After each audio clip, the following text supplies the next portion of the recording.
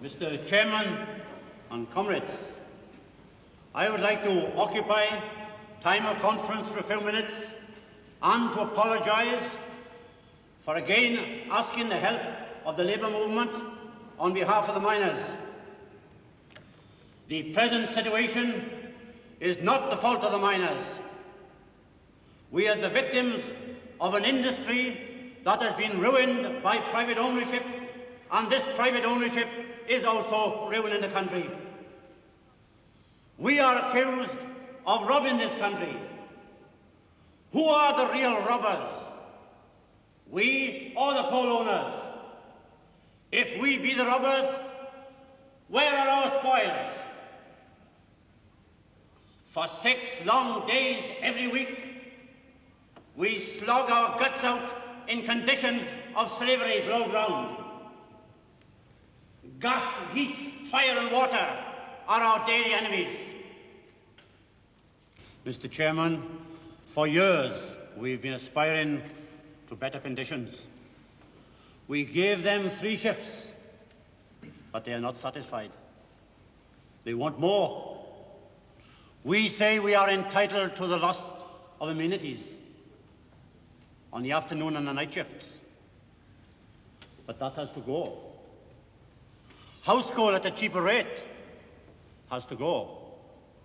House call for our injured men has to go. House call for the men who are sick has to go. Everything must be wiped out. This is the attitude of the men that my colleagues and I have been meeting over these past few weeks. These are the men who have made their fortunes on the blood and guts of the miners. They have taken all. They have taken all and put nothing back. Now they say, you must work longer hours for less wages. Longer hours with 100,000 of our men manning the miserable dole queues. No sane person would make such a proposal. To the credit of the Labour Party and the trade union movement, they have said, no, we will see that you shall not go back. This resolution, Mr. Chairman, endorses the efforts of the General Council to secure an honourable settlement for the miners. They say they will not allow the miners' conditions to be reduced. This is the wish of the whole trade union movement. Because if we go down, Mr. Chairman, all workers in other industries will go down with us.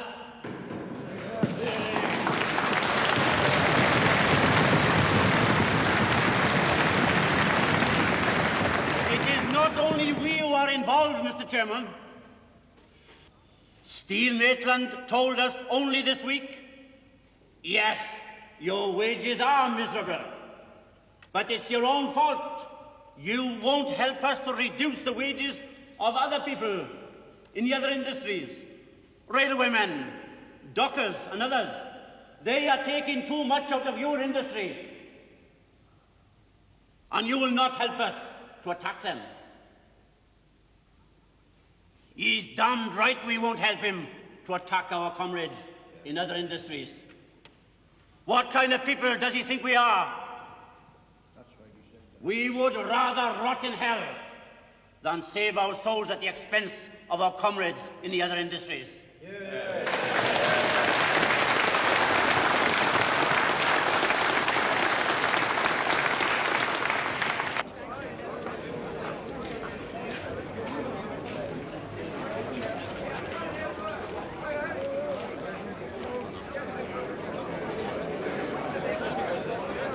Shouldn't you be taking over? Let's have one leadership. Oh, yeah, but we got to face facts. You would only have to mention to some of the right-wingers in there, you'd only have to mention Panicky or Workers' Council, and they'd be scurrying down the road like scared rabbits. There are good trade union leaders in there who have the strength of character to stand by the miner. But they won't face up to any revolutionary possibility in this situation. And let me tell you, the Communist Party either isn't, and anybody that thinks there's a revolutionary situation might arise out of this dispute, I think that they're living in cuckoo land. It's about forming councils of action. What for? Well, if in the event of a general strike, you're going to have some bodies which can organise it.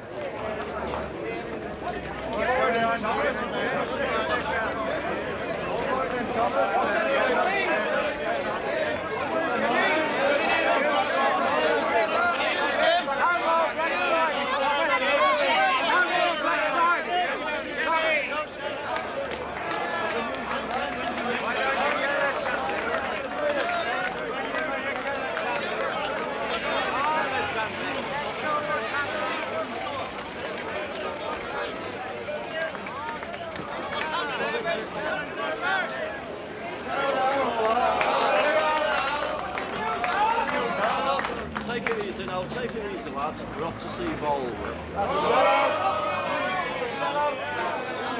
No. Now listen, it's his ideas, not ours, but I can assure you there'll be no horse trading. I can assure you there'll be no horse trading, there'll be no deals, I can assure you of that. And if we come away empty-handed, then that's it, we're off. We've beat them before, and we'll beat them again, make no mistake about it.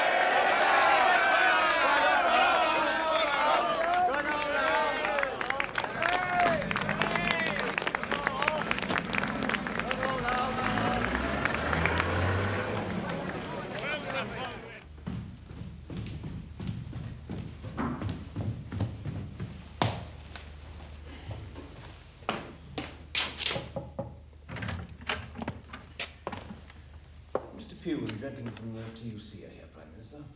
Oh, thank you, Tom. I'm not looking forward to this meeting at all. It's a pity we couldn't get more out of the mine owners. Pugh will feel very let down when he hears their terms, particularly after what was said at Checkers. Poor old Pugh. He'll leave here a very embittered man. We must try not to cut off his line of retreat. I'm not sure he knows how to deal with his extremists. By the way, I hear that MacDonald and Kleins are passing the word along that the miners should be reasonable and conciliatory. They're afraid a strike might damage the prospects of the Labour Party. MacDonald is a Kerensky, and the Kerenskys have lost control.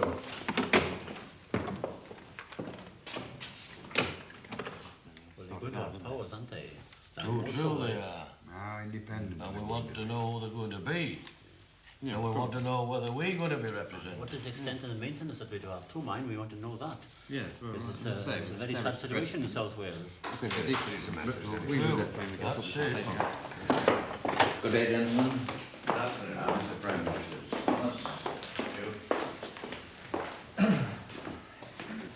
Mr. Prime Minister, you see in front of you a copy of the new proposals which have recently been approved by the General Council. We think they offer a way out. We believe that in negotiations which have ensued up to now, far too much attention's been concentrated almost exclusively on hours, wages, and working conditions. We think more attention ought to be given to reorganisation of the industry. Gentlemen, this afternoon the owners delivered their terms. And I'm sure you'll be happy to hear that after a great deal of persuasion from us, they've agreed to accept the principle of the national minimum, on condition that there is to be a return to the 1921 rates of pay and an extension of the working day from 7 to 8 hours. We're not having Quite impossible. We're not having The miners are not aware then. This is nothing but a bloody sham. Do you realise, Mr. Prime Minister, what these terms mean to us? Do you realise that a return to 1921 means a reduction of 13% in overall pay? Do you realise in Durham and in South Wales it means a reduction from 78 shillings to 46 shillings? And in Lancashire and Yorkshire a reduction of 1 6 to a shilling per shift? Quite impossible. Our men will never accept these terms. And on top of all that, an increase in hours come again. It's not so. I do appreciate how severe these terms are. Nonetheless, I am convinced that the salvation of the industry lies in a longer working day, which will result in a greater flow of capital into the industry. You mean into the owners' pockets? If the working hours are extended, then there's nothing to stop the owners from producing the same amount of coal with a smaller labour force. The working hours will not be extended. Neither will the wage cuts be accepted. Because we've always been against wage cuts. We're here to get more money for our men, not less. But, Mr. Smith, you're ignoring the long-term benefits. We're ignoring nothing we don't already know about. We know these coal owners. They want their pound of flesh. And I'll tell you something else, Prime Minister. You're here to see they get it and all. That is not true, Mr. Smith. We are absolutely impartial in this. You are not impartial. You are not arguing the case on the report at all. You are putting forward the owner's terms and not the Samuel report at all. Mr. Prime Minister, at the Memorial Hall in Farringdon Street, over 1,000 delegates representing 141 trade unions are waiting for us to report back on the outcome of this meeting. I ask you to remember that we are dealing with large numbers of ordinary working men who are not like you or I. Now, the miners have said that although you have asked them to give an answer to something which may result in a reduction of wages, they are prepared to give that answer, provided you do not make it a condition beforehand. Now, when you consider how far we've got in persuading these people to go as far as they have, I feel bound to say that I think you are asking more than you are entitled to ask. We have to offer them something. I understand. I appreciate the problem. And I would ask you to tell those waiting delegates that as far as we are concerned, the door is still open and we are still searching for a peaceful settlement. And what about this? You talk to us of peace. But here is a poster published by the OMS announcing the proclamation of a state of emergency. Does this represent the mind of the government?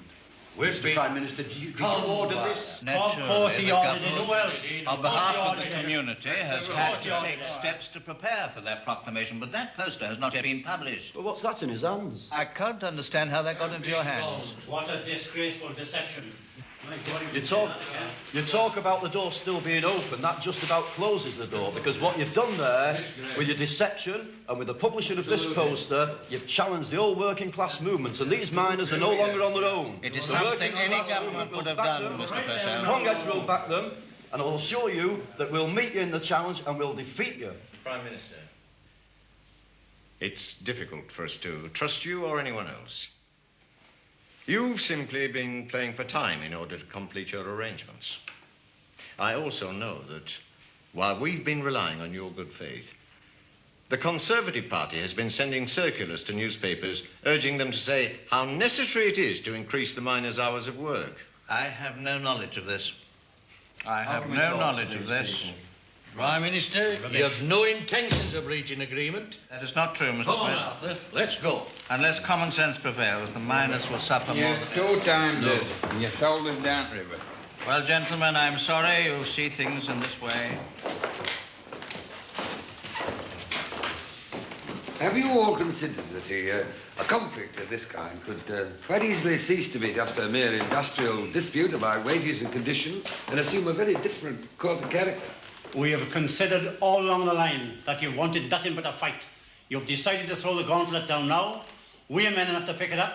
You wanted a fight, you bloody well got one. Come on, Arthur. I hope you won't regret it.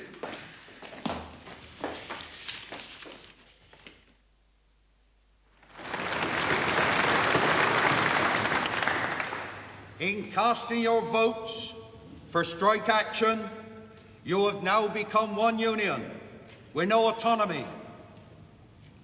The miners have agreed, subject to them being consulted during negotiations, and before any settlement is reached, to place the conduct of this dispute into the hands of the General Council.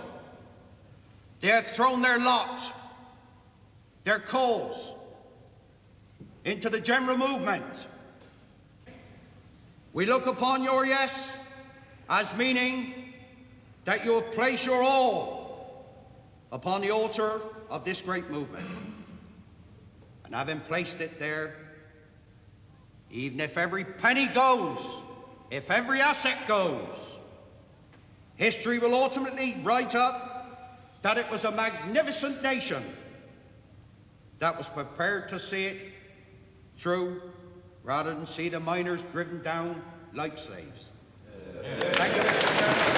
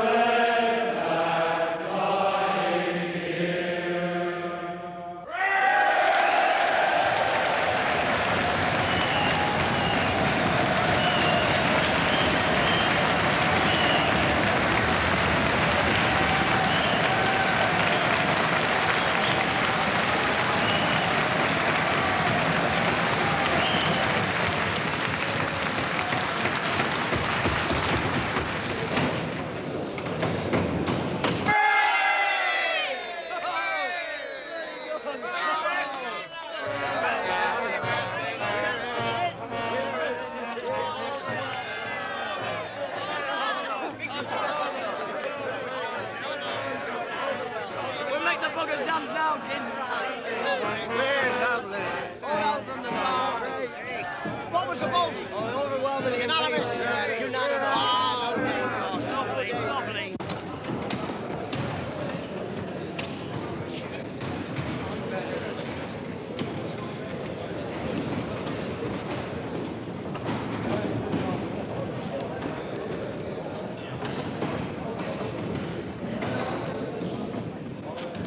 On Monday, we will raise a debate in the House of Commons. But I still hope that something will turn up before then. What can turn up? We know where they stand. The unexpected could happen that could benefit your cause. Yes, but the Labour Party must declare itself before then. We already have. My being here today, we are there in the battle with you, taking our share uncomplainingly until the end has come, until right and justice has been done. Good day, gentlemen. Good day. Good day. Good day, gentlemen. If you need me, I'll be at home. Thank you, Ramsay.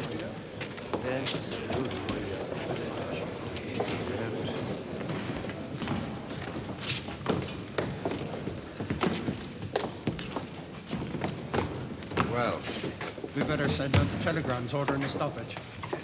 Yes. Well, this isn't the end. We mustn't give up hope. We must still continue our efforts. Member Conference has just voted for strike, Jimmy. Yeah, only if a settlement can't be reached. Exactly. We'll still have to inform Baldwin anyway that control of the dispute has now passed out of the miners' hands and into ours. Yes, and you can tell him at the same time that we are willing to resume talks as soon as the government wants. Providing we're not breaking the mandate. Oh, are we? We were given a free hand to do whatever we think necessary. No Well, backsliding, listen, no we've backsliding. received a mandate today, and that mandate must not be broken. It will not be The broken. strike is on, right? Arrangements for the strike must continue, and any possibility of negotiations, let's be clear about this, because we've been there how many times for nothing. Any possibility of negotiations must only be on the basis that they have got something to offer. I don't want to go back there again. Or I stand looking at the sneers of Churchill, of Birkenhead, sneering down at us. No more of that. We've got a mandate to do whatever we think is necessary. Right, yes. You see, there's no problems. There's no problems at all. The delegates are being told. And the telegrams are going out this afternoon. Exactly. The Exactly. machinery is in motion. Well, I think we'd better go back and put it to council, don't you? I think that might be a Well, good if we idea. go back to Eccleston Square and get it sorted, that's the best thing we can That's do. the best thing to do. What transport we got? What a fantastic... Such solidarity. This is a big movement. The greatest unity companies would ever. I'm surprised the citrine's been. This is very able. What is it? Ah, the TUC want another meeting. Oh. When did this come? I had a few minutes ago. To advise you that the Executive Committee of the Trade Union Congress decided to hand over to the General Council of the TUC the kind of dispute. I'm directed to say that the General Council will hold themselves available at any moment should the government desire to discuss the matter further. What do you think? I suppose it's worth pursuing. If we were to refuse what is clearly an invitation for further talks, and if the General Council made that letter public... We'll put us in a rather bad light. Yes, I think so. The TUC don't want this strike. No, I agree with you. I think they're bluffing. But it may be possible to drive a wedge between them and the miners. Yes. And we have a responsibility to the nation. Very well, Tom. Tell them we'll see them here at 8 o'clock tonight. 8 o'clock. Oh, and you'd better inform Lord Birkenhead.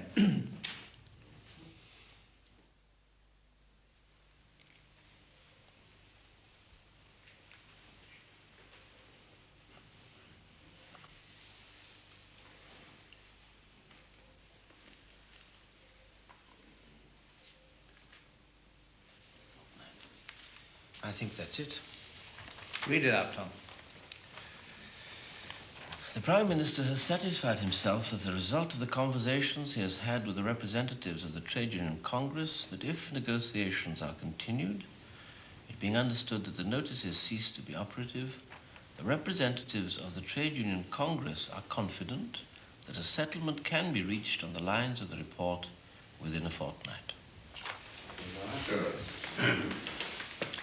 But what happens in 2 weeks' time if the miners still refuse to accept wage cuts or longer working hours? It still isn't clear. Yes, well, let me again remind you, Sir Arthur, that we, of the negotiating committee, are in control of these negotiations, and not the miners. But it's absolutely vital that we have an assurance on this. I'm giving you an assurance. Now, Oh, it'll have to be put to the General Council, of course, before we can commit ourselves. Let me emphasise that, sir. We are accountable to the General Council, and we must report back to them. I am convinced that this formula gives us every chance of avoiding a general strike. Will the miners accept a wage cut? Yes. If they accept the formula, that means they accept the Samuel report, along with wage reductions.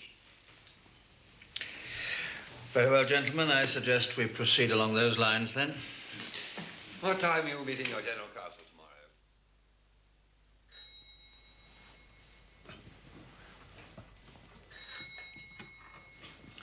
Hello, Arthur Cook here. Hello, Arthur. It's Walter here. Arthur, I'm sorry to ring you so late. I just got back from number 10. We've seen the PM, and I think we've got some sort of formula. What the hell is going on? What do you mean, Arthur? You're sneaking round there behind our backs. What are you trying to do? Are you trying to agree something? Because you'll agree nothing behind our backs, mind. Calm down, Arthur. The full text of the letter we sent to the Prime Minister starting up the talks was also sent to you. Oh, yes. How didn't I get it, then? I really don't know, Arthur. It's a mystery to me. I wouldn't have known you'd been around there if I hadn't met Mary Quell in the street. Well, it's 2 in the morning, Arthur. We can't go into it now. We want you and your executive to meet us at 10 to discuss what happened at Downing Street tonight. Well, you can't. Why not? Because they've gone back to their districts. Gone back? What for? Well, to get on with organising the bloody strike, of course. What else do you think? This is terrible.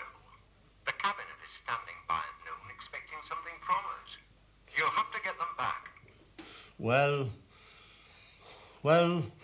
all right, but you got a bloody nerve, I'll say that. Absolutely not true. Nothing's been decided about that. There's not a word in this formula. You're being asked to make a decision on this formula. There's not a word in this formula. That's all very well, but I want to ask Jimmy a straight question. Did you at any time agree to a reduction in wages? No. We skated on some very thin ice, of course. We talked all around the question. But after all, that is what negotiations are all about, isn't it? But there was nothing definite decided on either side. No private understanding? Of course not. I'm sorry to have to put it like this, Jimmy, but it is most important that we know everything that happened at that meeting. Mr. Chairman, I've read the proposals and I can see exactly what Ernie's getting at here.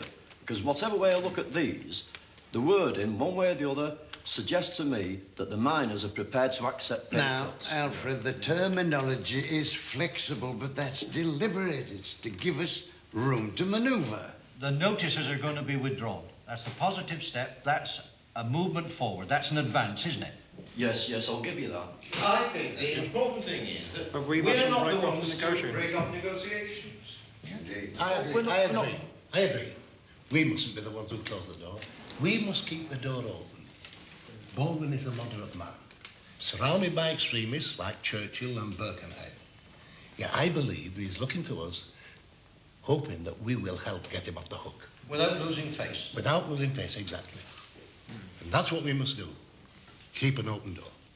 Well, you know, but my lads, the railwaymen, they've taken wage reduction already.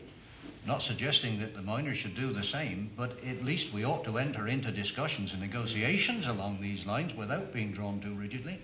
Oh no, John, I'm not having that. If we say that the miners' wage cuts are open for discussion, we're saying they're open for acceptance. And Baldwin and Churchill will understand that. Make no mistake about this. I'm not suggesting that you should cut the wages. I'm suggesting that it should be an item for discussion.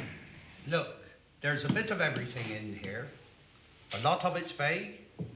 Perhaps as Jimmy Thomas said, deliberately so.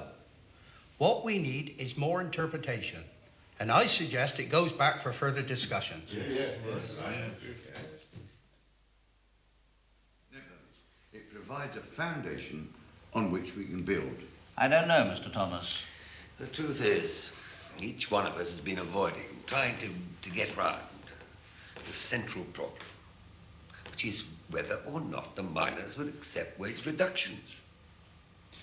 If you put it as blunt as that, Sir Arthur, you won't even get our people to accept it, let alone the miners. It will be very Well, difficult. that doesn't preclude us from telling them, of course. But it still isn't enough, Mr. Pugh. We must have a straight answer to this question. There can be no further room for doubt. Well, what we are suggesting doesn't differ very much, Mr. Prime Minister, from your own ideas on the subject. The colliers will have to declare their unqualified acceptance of the report, including wage reductions. Well, suppose we say that the Samuel report may, not must, but may result in pay cuts. Yes, well, I'm bound to say that, in my judgment, anything as vague as that has no hope whatever of being acceptable to the Cabinet. However, it may at least be useful if we write down your exact words for the consideration, Cabinet. Will you go ahead, Jimmy? Well, the best we could do is urge the miners to accept the Samuel report. No, not accept. To enter into a discussion. That sounds better. To authorize us to enter into a discussion. I think that's more definite. On the understanding that they accept the report. And that we accept the report. And that they and we accept the report as a basis for settlement. And now comes the tricky bit. And that we approach it with the knowledge that this may involve some reduction in wages. Good, very good. What do you say, Walter? Yes, but Whether the miners will accept it or not, I don't know. They'll have to. We accept it. Doesn't matter what the miners or anybody else says. Now, will you read it out, Lord Birkenhead? Yes. Good evening, Mr. Cook. I'm so sorry you've been called back. How long has he been in here? 2 or 3 hours. Come in, Mr. Smith. I'm so sorry you've been called back. Going to see you. Just a second. Just a second. Did you manage to get a train easily? What bloody hell's going on inside here? How much messing about? How are you? All right. How long have you been in here? Well, we've been here some time. Is it about time you knew something?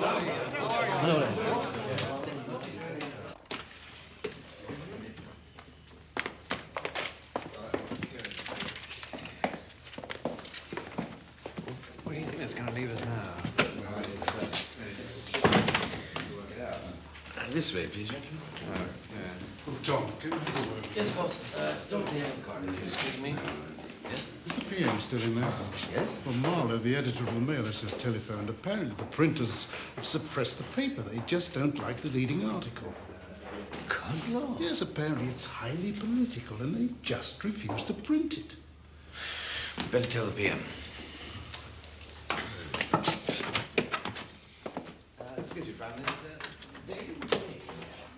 There'll be no Black Fridays here, Thomas. Oh, don't start. Your task was to wage war. Yes, Not if you- accept If you peace. sell your own workers down the river, you're not selling ours. We are not going into slavery. There is no question. We want to do a little bit more fighting, a little less crawling.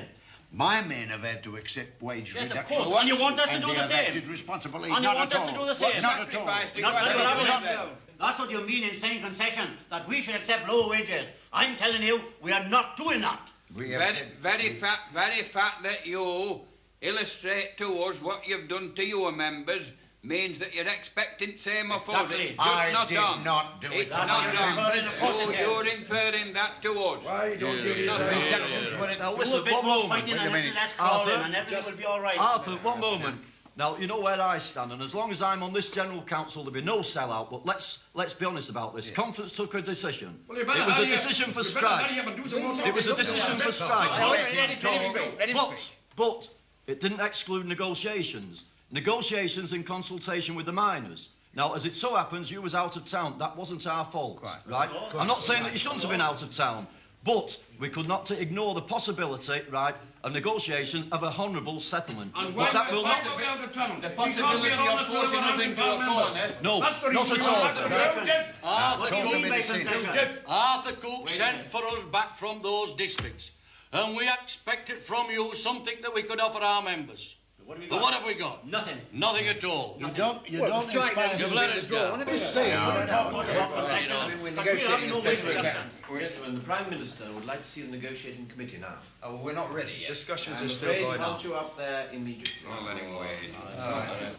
And don't promise him out. Something wrong here. Something going on. Well, Don't bloody sell us out. well, if you won't listen, let me hear you.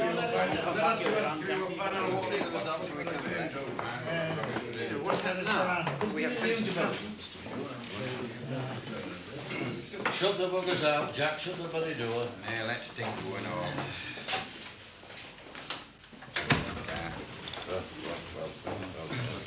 Herbert, Arthur, now, I appreciate your suspicions. I understand them, but don't worry. they're Don't, gonna as long have as I'm on this council, there is absolutely they're no gonna have chance there of any sellout.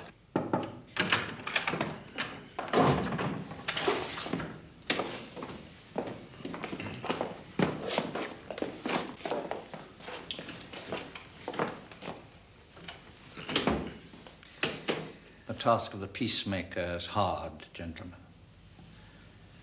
Since we were here an hour ago, an incident has happened that the Cabinet takes such a serious view of that they've instructed me to break off negotiations and to convey their decision to you in this letter. But I thought, having regard to all you gentlemen had done to try to effect an honourable peace, a courtesy demanded I tell you personally. But why? What's happened? Several things, Mr. Thomas. While we were discussing with you and trying to reach an agreement, what we didn't know was that the TUC had already sent out instructions by telegram calling for a cessation of work. But surely... That we might possibly have overlooked. What we cannot tolerate is interference with the freedom of the press. The press, how do they fit into it?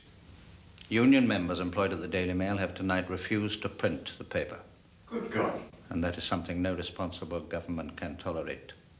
But on what grounds do they refuse to print the paper? Because of an editorial which, politically, they disagreed with. They must be ordered back to work. We'll disown them. It's too late for that, Mr. Thomas.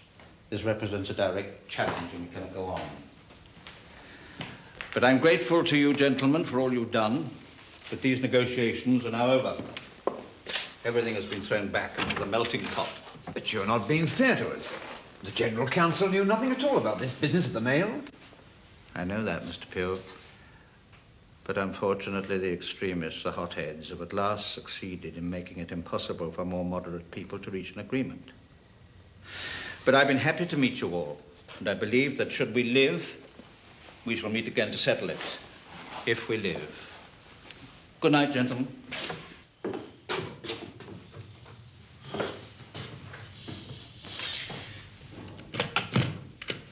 Hello, I want the palace, please, and His Majesty's private secretary. Wigram, Clive Wigram. Thank you.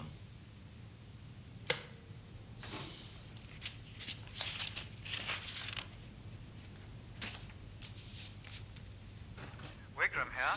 Oh, hello, Thomas Jones here. I hope I don't get you out of bed. Well, you did. I'm so sorry.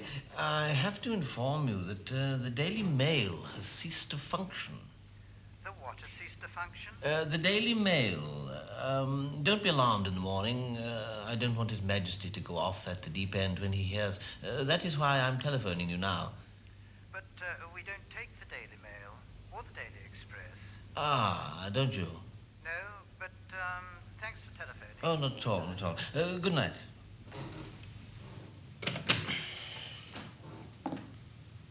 We must inform the government that we regret any incidents that may have happened and insist that we're not responsible. Yes. We repudiate what's happened to the Mail, but at the same time we object to the way they've used it to break off negotiations. Yes, that should do it. My God, what a load of bloody rubbish. Bloody pathetic, that's what I think about it. I must agree with you there. And the bloody beer's awful as well. It is a lot bloody better than this. Very better in bloody Barnsley.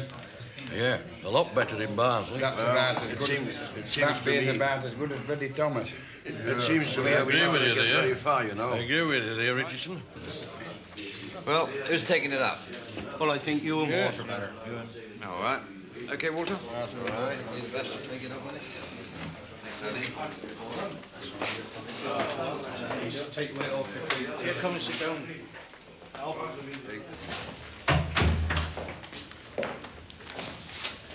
I wonder where they'll be. I don't know. Can't hear anybody about. Let's try the offices upstairs. Okay.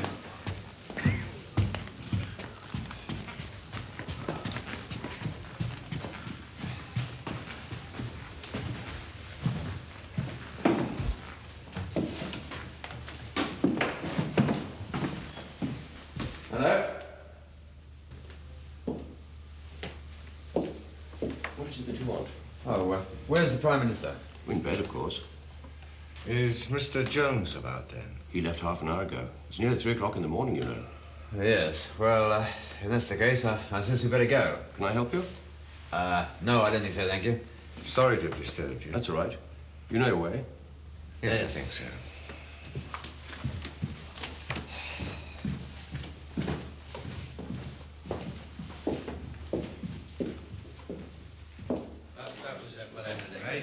Well, I don't think there's any sanction done. That was Nothing but that a was an waste of bloody excuse. time, this, aren't they? I'm wasted effort. Can't come very disgusted with the carrier. Never will I come to you. Never will I come to you. Disgusted with the carrier. Let's go.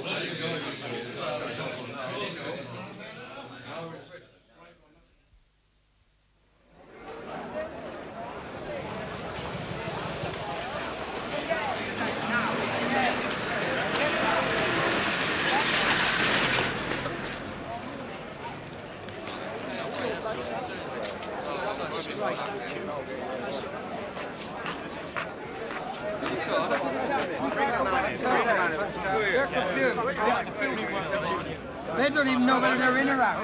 They don't know.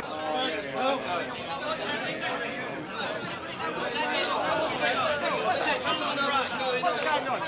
No, what's going on? Don't wait outside. Council is meeting, and we'll all have an answer very soon.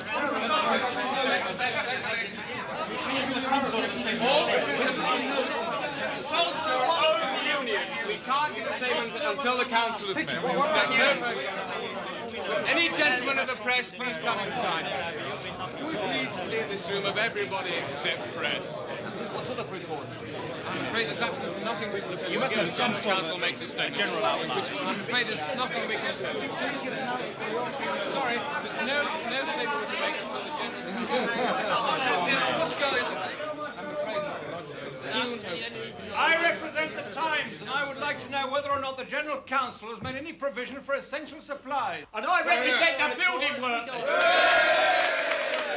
What we want to know is, are we supposed to be in or out? Look, I'm sorry to Listen, brother, we stopped the job at 8 o'clock this morning and sent for the officials. We had them all lined up, 18 of them representing the different trades, and then they went and read out a different set of instructions. Where are you supposed to go from there, eh? Yes. Is it true? Is it true that 2 Russian divisions have already left Archangel on their way to land at Wick? I appreciate your concern, but I'm afraid there's nothing we can tell you yet until the General Council comes out with its statement, which hopefully will be very soon. The only thing I can tell you is, pending that decision, if you can consult your own unions. But meanwhile, if we could please clear this room of everybody except press. Just give us a help.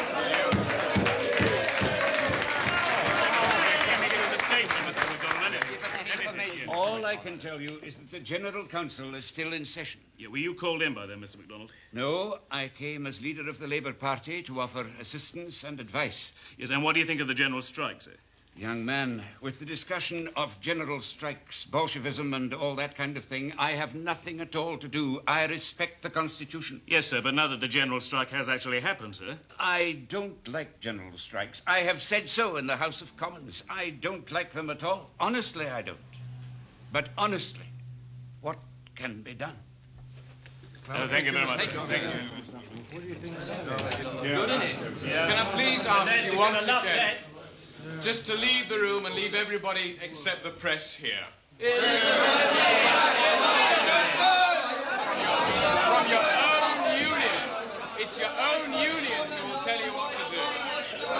So you see it is. The organisations, you say?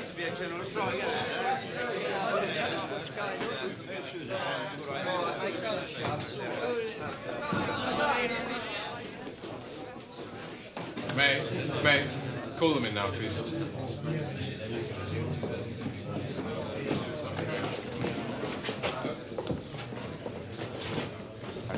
Sorry to keep you gentlemen waiting.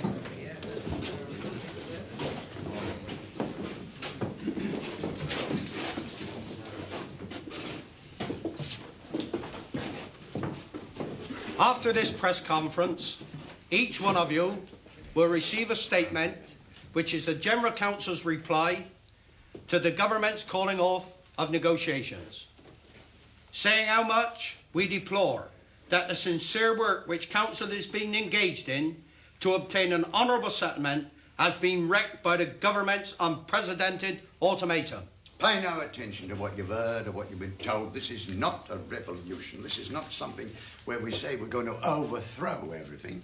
It's merely a plain industrial dispute. With all respects, Mr. Thomas, I don't see how you can call it a plain industrial dispute when practically every industry in the country's out. What you have now is a general strike. That's not true. I've got figures to prove it. It's the government that talks about a general strike, not us. Nevertheless, the response to the strike has been tremendous. Not only railway men and transport workers, but all other trades came out in a manner which we could not expect immediately. The difficulty of the General Council is to keep men in what we might call a second line of defence rather than call them out. The government are bringing out a newspaper called the British Gazette. Have you any plans to bring out a newspaper? Yes, we'll be taking over the Daily Herald and we'll produce a strike bulletin. What do you intend to call it? The British worker. What about the Communist Party, Mr. Bevan? What about them? There's at least one party member on every Trades Council in London, let alone the provinces. And on the Trades Council executive, there are at least 5. Does this worry you at all? The TUC is quite capable of keeping their own house in order. Yeah. But they're setting up councils of action. A title we disapprove of. Why? The word action implies something that's outside the scope of what are basically nothing more than ordinary strike committees involved in an industrial dispute. It's a title that has certain revolutionary connotations. Yeah, perhaps it does to some people. Like the word Soviets. Maybe. The danger of communist agitators trying to take over control of the strike is there, of course, which is why we want a tight, disciplined army. But at the same time, the members of my own union at Widnes in Lancashire, always in their meetings with God Save the King. You see, the OMS, look at them. They are riddled with fascists. And the Special Constabulary, walking about the streets like black and tans, intimidating people and deliberately attempting to stir up trouble. Mr. Swales, are you really seriously drawing a comparison between the police force and... As of now, you're on the Press and Publicity Committee. Oh, yes, who says? The big fella moved and I seconded him. I see. How's Sarah, Phil? She's fine, very well. I hear she's active on one of these councils of action. Yeah, well, you know, how people get involved. Not that I minded being involved at all. Providing she knows what she's doing.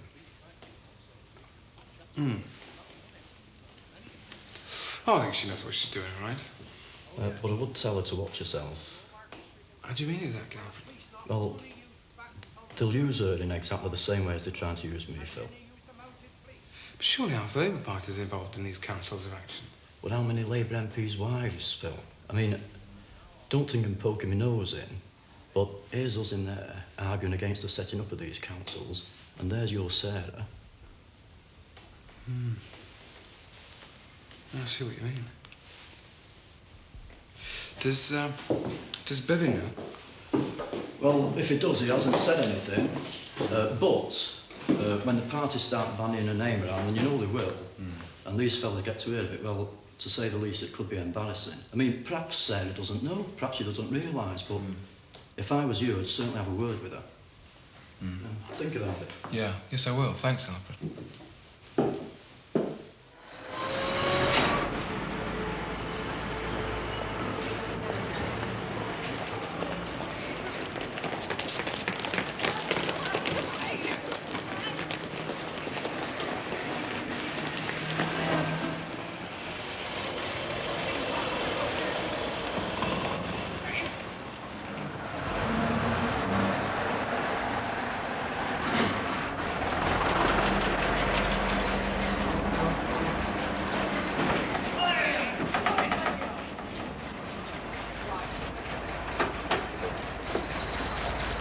Sorry, come on, come on. Shouldn't be at the depot. Come on, Peggy. Look, my fine fellow, you've no right to stop this man. Now, look, you're breaking the law. Look, I know that you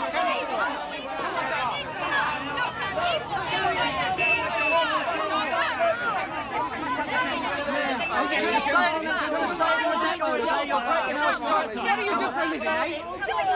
What do you do for a living? Come on.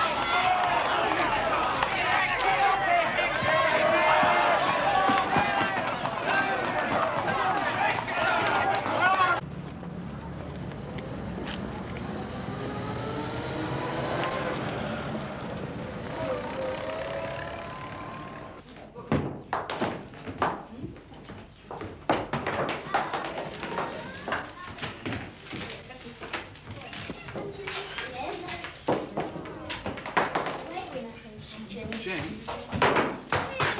Where's your mum? She's where? Being a good girl. Really? See you in a minute. Well, I'm sure you're all very aware of the new Emergency Powers Act which the government's just introduced, and what this in fact act is going to mean to us, which is that the police are going to have far, far greater powers of arrest than they've had up till now. And Mr. Connors, as a solicitor who I'm sure some of us know already, is going to tell us precisely what this act means and how we can best defend ourselves against it. It is absolutely essential that you understand this act, that you understand how sweeping the new powers are, because you're in a very, very defenceless position. All army leave has been cancelled, all navy leave has been cancelled, troops are being stationed all over the country, and here in London, troops are being placed in barracks which are close to the large working class areas. Now, those troops will be moved eventually against the people in those areas, because the government is no longer playing about. Sorry, do you think we could stop the typing for a minute? I think it's really important that we hear what Jim says.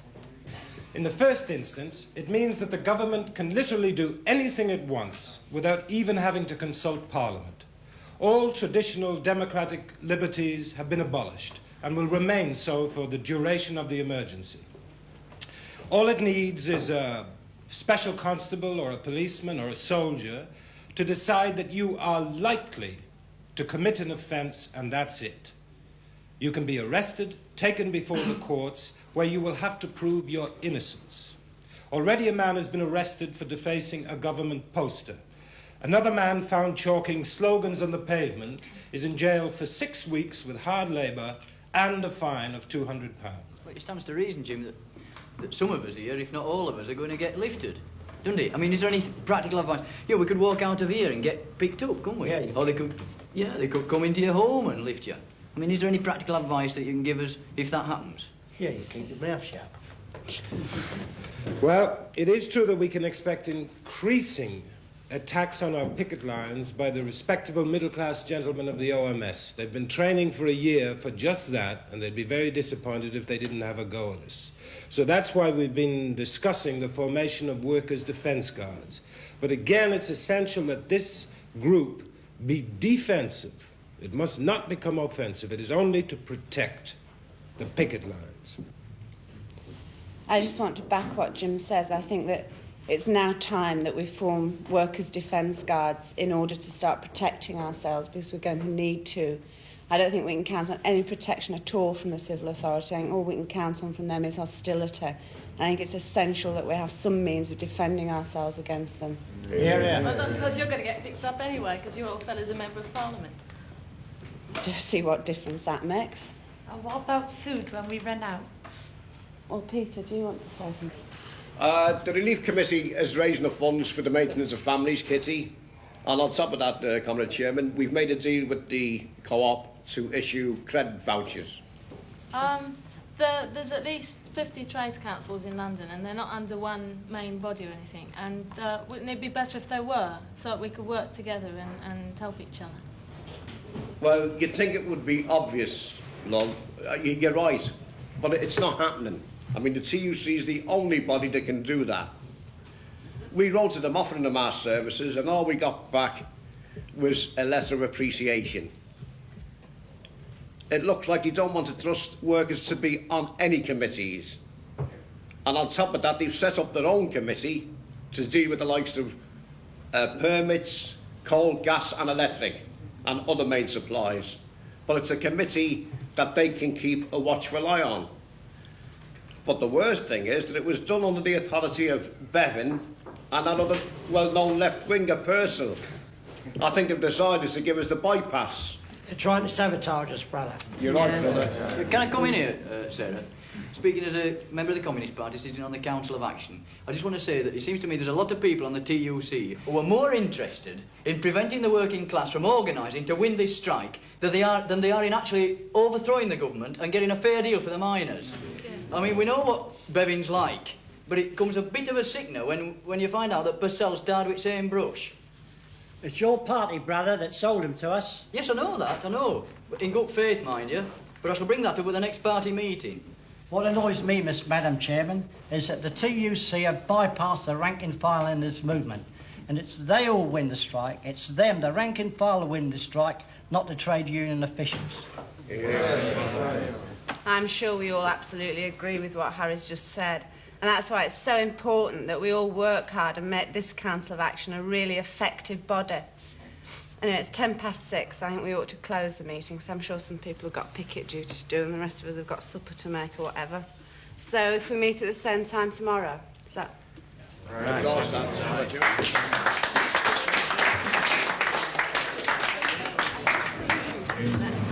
If you manage to get in, say, every evening for an hour, slightly printed little sheet with just certain points. Yes, I could make up the points of law. Yeah. Yeah, I could. Okay. Hello, Phil. So I'll see you tomorrow morning. Okay, love. Bye. What do you think of it then? It's very impressive. I think it's bloody marvellous. It's a good turnout, yes. I'm not so sure about some of your policies, then. Such as? Well, workers' defence guards, for example. Well, if you don't agree with it, why didn't you speak out in the meeting? Get myself quoted by the party, the Workers' Daily. Quoted often enough by him in the past. When you used to go around meetings speaking for the release of Harry Pollitt, you didn't mind quoting you then, did you? It's a different situation. In any case, I've no intention of being used. Well, I am, I suppose. You think I am? Yes, I do. What you're saying is you think I should give it up? No, that's not what I'm saying. Tell by the look on your face. Look, I don't mind you being active. As long as it doesn't embarrass you. It's not what I said.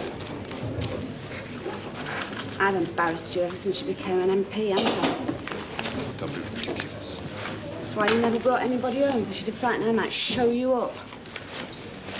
Look, let's not have a scene. Well, then just stop all this patronising shit. Can I have a word with you, Sarah? I'll be coming in a minute, Harry. Don't be long. Charlie wants to get away. I should have been away half an hour ago. I won't be a minute, Charlie. I know. Look. Yeah.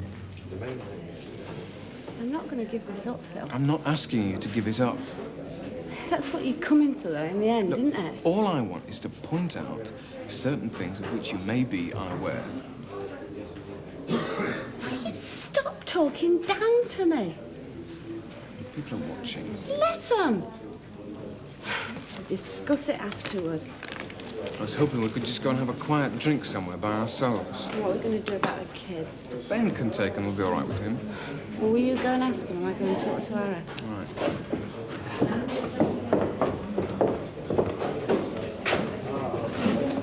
Ben, it's all right if you take the kids. We've got a problem in the road, though, Sarah. Do you reckon we can organise a ticket from your trip?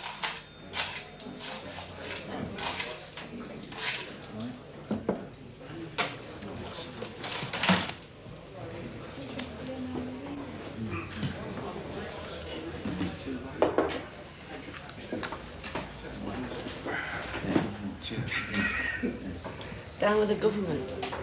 Cheers. I'll drink to that. Go on. Have a go then.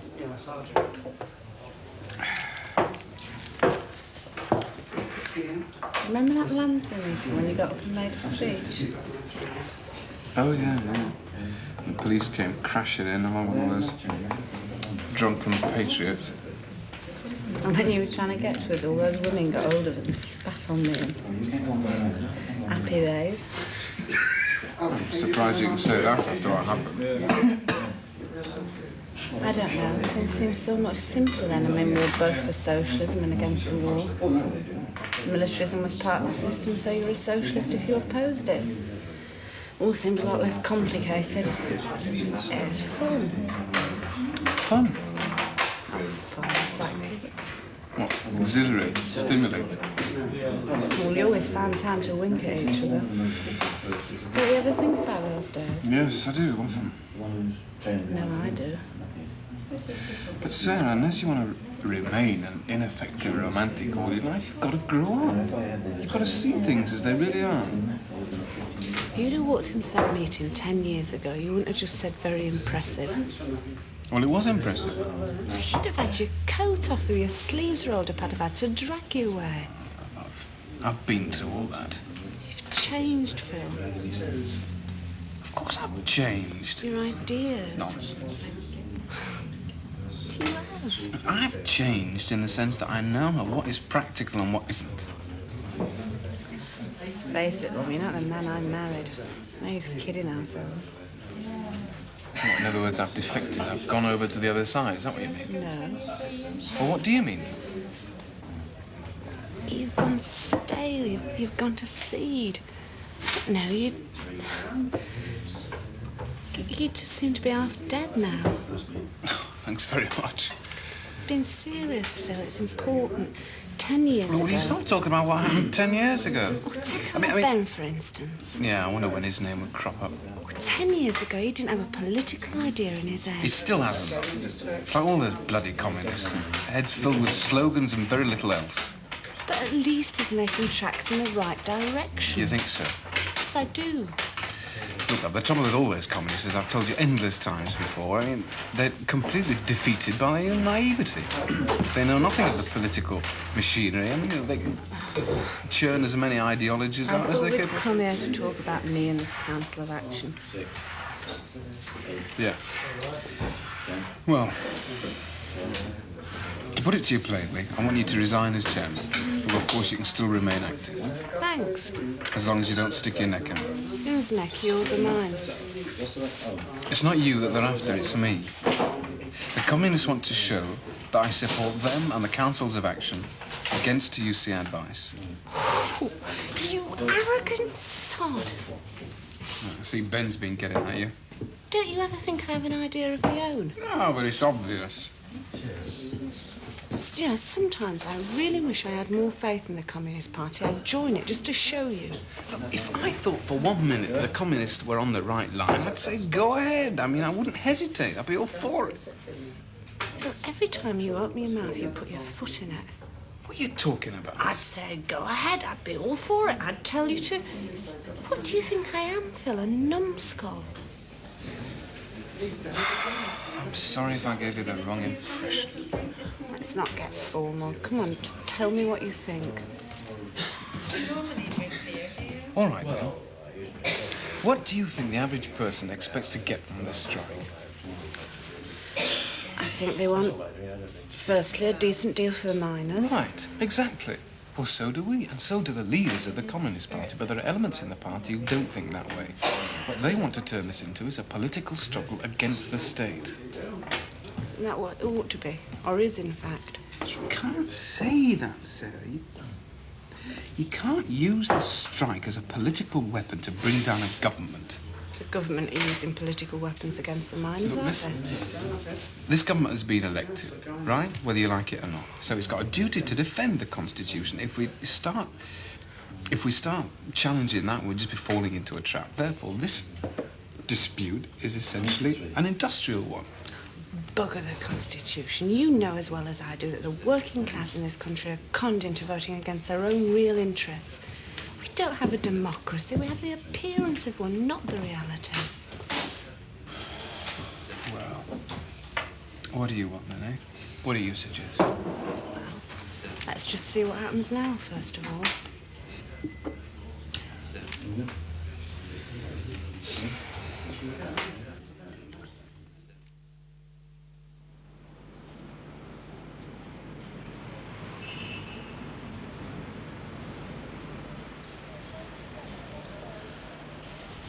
And of course, Winston's making trouble with the BBC. In what way? Well, it appears that Winston, with his usual diplomatic tact, is insisting on treating the BBC as if it were some sort of offshoot of the Gazette. Good Lord. What on earth for? Well, according to him, the field of battle is no longer transport, but the news. And poor Reith's very vexed. I gave him the Gazette to keep him out of trouble. Well, I'm terrified of what he's going to do next. He seems to think that every man on strike's a communist. If the government take over the BBC, it'll be disastrous. The very people we want to influence will cease to listen. They'll regard everything that's transmitted as propaganda. You try telling Winston that. Doesn't he realise we already have control over the BBC? And that Reith can't move a step in any direction without the approval of Davidson. Well, that was my argument. Reith's a sensible chap. He's already instructed all stations not to broadcast anything that might extend the strike. Yes, we have a letter from Reith where he says that he assumes the BBC is for the people and the government is for the people. Therefore, it follows that the BBC must be for the government in this time of crisis. Well, Winston will have to be told. The Cabinet will have to deal with it. As the Prime Minister says, we already control the BBC. And in such a way that preserves the image of impartiality. And at the same time allowing Reith to say face. Yes, exactly. Thank you. What are we going to do about Samuel, Tom? Nothing, I hope. He might just as well go back to Italy. It'll be interesting to hear what he has in mind, Prime Minister. Try to negotiate a settlement, I imagine. But we've already stated our terms. General strike isn't something that a government can negotiate about. Yes. But when he was chairman of the Coal Commission, Samuel got on very well with the TUC. And if he's now prepared on his own initiative to reopen talks with the members of the General Council, well, perhaps this is something we ought to encourage. Yes, but without the authority of the government. Oh, of course. But this must be clearly understood, so that any future talks we are in no way committed. For us, the position is clear. The TUC will have to capitulate, total surrender, complete and unconditional. But with him acting the role of intermediary. Unofficially. Yes. And perhaps he'd help to widen the difference that already exists between the moderates of the trade unions and the miners. Personally, I think this is an opportunity too good for us to miss. Very well, then. Draft out a letter to Samuel on those lines. Tell him that the government isn't able, under existing circumstances, to make themselves responsible for any negotiations, but that we're prepared to consider any proposals he might care to put to us.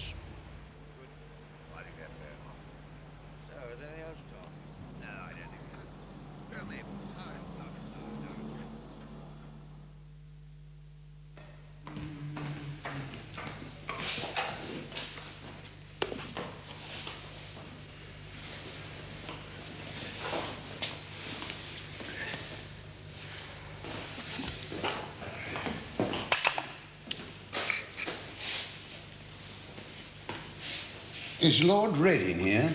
Yes, sir. And Mrs. Snowden. Oh. Sorry, sir.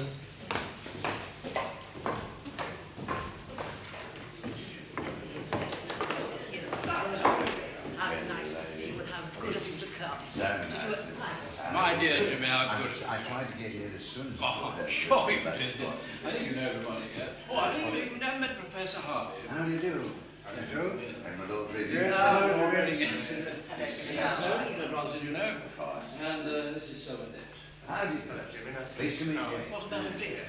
Yes, a drink. Jimmy, you must be absolutely exhausted. It really is good. I'm sure you are. Nice to have you. Well, it's good to hear it, Jimmy. Wonderful, Mr. Thomas. Like to hear it. That's one of the reasons why All this fuss about the money that's spent by the Prince of Wales. Oh, it's too ridiculous, isn't it? Really? Of course. And travel is good for trade. If only these street corner orators would realise that the royal family are the most hard-working people. And I speak as a socialist and a Democrat. In situations of this nature, of course, all types of elements tend to come to the surface, don't they? Well, you get all shades of opinion in my party. Some of them even anti-monarchists. Now, I have been privileged enough on a number of occasions to meet His Majesty. And I can assure you that nobody has ever been more courteous to anybody than he was to me. Sure, of course. Well, you must speak as you find. Well, it's important not to underestimate the power of the extremists and indeed the Communist Party. One must be aware. Now there's extremists in all parties. You've got your extremists, and we've got ours. You've got control of your extremists, but so have we. Believe me. Well, anyway, whatever the outcome of the strike, will not resolve the problem of the markets. We still have to produce things more cheaply than our competitors. Yes, very true. But not only at the expense of the workers. Oh, no. Everybody must pull their weight. What about immigration? I beg your pardon? Immigration. And what about it, milady? Well, I should have thought that one humane solution to the problem of the unemployed would be for some of the workers and their families to immigrate. Where to? Well, Australia, Canada, New Zealand, America. Mr. Thomas, I'm sure your people would prefer that to being constantly unemployed. It must be so humiliating for them. It is, Lady Wimborne, but I don't think my members would fancy very much being forced to not emigrate forced, just no. because society couldn't cope. I quite agree. Besides, it costs money. Rogers. Dismiss the servants, will you, and wait outside. Don't come back unless I call. Agree. There are a very great many people who, although many do a good day's work, but there are a great many people who have no intention. No, don't want I'm afraid that's true. Look at the number of people who are forced on the dough. I think Mrs. Snowden forces is too strong a word. I think they're voluntary there. I think they have no desire to work. There are so many who wish to work and just haven't got to work, Lady Wimborne. Did you know that Samuel's back in London, Jimmy? No. I thought he was supposed to be in Italy. Yes. Yeah, I met him this afternoon in the Reform Club. He seems pretty keen to get things going. About time somebody set the ball rolling. Matter of fact, he asked me to pass on a message to you. Yes? He wants to know if you'd be willing to organise a meeting between him and the negotiating committee. Very seldom. I'm not really very... It would have to be on the hush-hush. Oh, I understand that. Well, if you like, you can use this place, Jimmy. No, thanks all the same, my lord. Well, we are very busy. Mrs. Snowden's got a big mouth, and she's seen us. I think I might be able to arrange a meeting at Bryanston Square, you know, Abe Bailey's place. The mining millionaire. Yes, I know, Caroline. Truth is not the property of any one class. I never pay any attention to things like that. How do you think the miners will react? Oh, they mustn't be told. That would ruin everything. Let's try and get something out of it first, before we bring them in. Yes, undoubtedly. How rigid are the miners? Well, the miners have taken such a hammering, I'm sure they're ready to accept the Samuel report. Wage cuts and all. Really? Yeah, if it's handled right. Well, it does surprise me. It's more than we've been led to believe. If it hadn't been for them bloody printers down at the Mail, we could have forced it on the miners a week ago and there wouldn't have been any strike. But this issue of the Mail raises serious issues. It's a question of the freedom of the press, isn't it? It's a disgrace which one is not I should be interested to know what comes out of this. We must keep in touch. Yes, but don't forget what I told you. Where would it Keep it end? under your Oh, yes.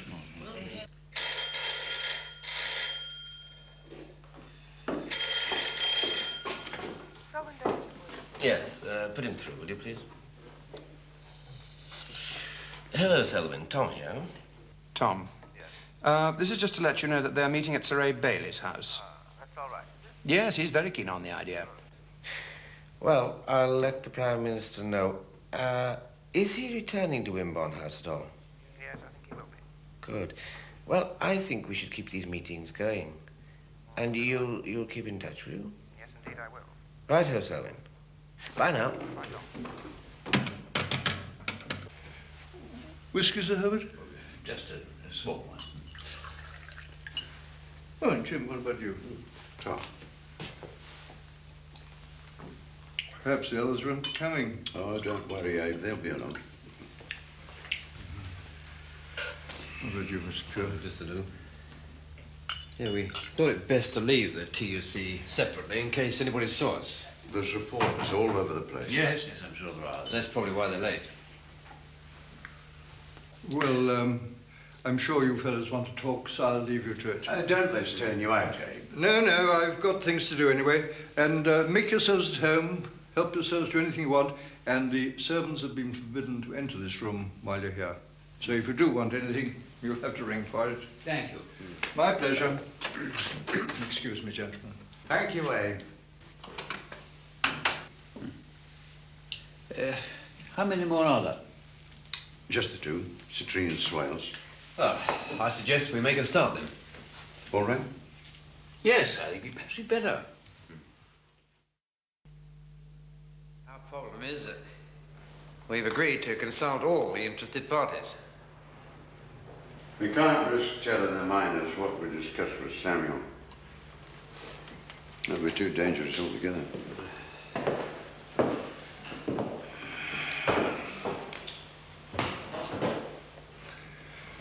We could explain that there was no point us fetching the men until something tangible turned up.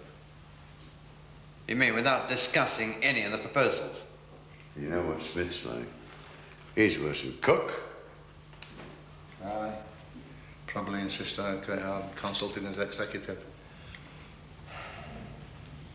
Well, now, let's try to think this thing out. It's evident to me how hopeless it is to continue the strike if the intention is that in no circumstances will the miners accept any reduction in wages. Oh, bloody well have to. I cannot see any possibility of us winning on this negative issue, and therefore I disagree with you. I think we should introduce the miners to the memorandum we've drawn up with Samuel, and let's hope we can convince them of the effectiveness of reorganisation and that it will minimise the possibility of wage cuts. Yeah, I should hope so too. Well, I suggest we take the miners along with us to see Samuel. Oh, there's no alternative. Good idea. Yeah. Let's hope bloody Smith knows how to behave himself. That bloody chance. The mine owners, on their part, say, and with truth, that the large majority of the mines cannot afford to keep working on the present terms of employment without a subsidy. And to this the government say, also with convincing force, that they would not be justified in asking from the taxpayer a continuance of the subsidy, even for the period of renewed negotiations, unless there was a good prospect of a settlement in the end, and that such a settlement is not possible if the miners rule out from the start the acceptance in any circumstances of one important section of the Commission's recommendations that relate to wages. Well, you can stop right there, because we're not accepting any wage cuts. But you haven't heard the rest, Herbert. We don't have to hear the rest. We're having no wage reductions. You could stop right there. There's to be no wage reductions. It's no good in reading that through, because we're just not agreeing to it. You have at least agreed to meet, Sir Herbert. Yes, but we didn't know he was going to spring that on us. Wage reductions. Listen to what he has to say. Please, hear him out, and then we can discuss it. Well, All you're offering us is a new suit of clothes for the same body. Well, hear him And out. we're not having it. Hear him out, and then we can discuss it. You see, in any case, one is going to rule the other out, isn't it? If we accept the measures for reorganisation, then there'll be no need to revise wages. Yes, but gentlemen, if you just listen to We've what I made have it to clear say. that we're not prepared to consider any wage cuts at all. But you are prepared to consider reorganisation of the industry. Just a moment. Excuse me, but I was quite clearly led to believe that in return for adequate guarantees of reorganisation, they would be prepared to consider wage reductions. Not by us, you wasn't. Wherever you got those impressions, it wasn't from us. We have never agreed to a reduction in wages. So wherever you've had them from, you haven't had them from us. We've always been against wage reductions. Gentlemen, I have come here in good faith, at nobody's invitation, as chairman of the Coal Commission, merely to try to do my best, as a good citizen, to try to put things straight. And we appreciate it. That's not the point, Thomas. That's not the issue at all. Our first loyalty is to the miners. And don't talk to us about appreciation. It's about time you started to appreciate the working class struggle. Oh, good. What about us? What about the TUC? Our loyalty to the whole of the trade union movement. You get your instructions from the rank and file, same as us. And if you're not satisfied the way things are going, you can recall the TUC and let them decide. Come on, Arthur, come on. Are you going to listen? Let's go. Are you going to listen? The time we come in here. No, there's no doing. We've had enough. We're bloody well fed up. We're going. Listen, you shall listen. You've listened long Where's your enough. guy with your people?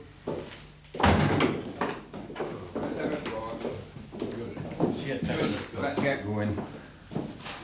That's our voice. Get out of it.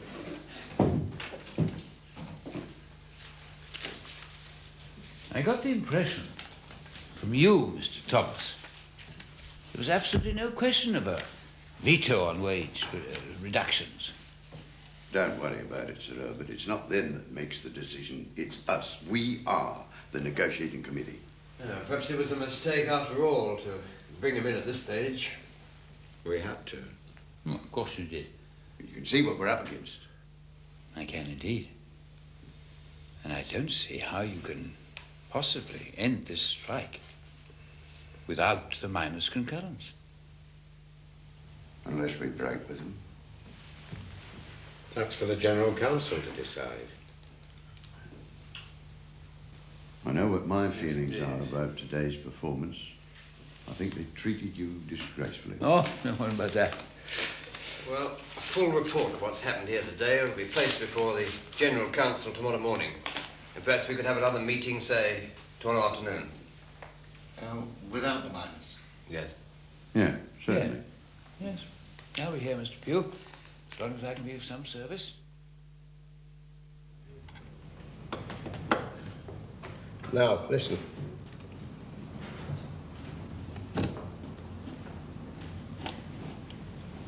Nothing? Gotta get going. Some information. What's that for, there? Gee, God, no, take your ciggy away. Should be giving the money to the party anyhow, we're not smoking them bloody hell. Oh, yeah, smashing, Jane. Thanks a lot. Thanks, Jane.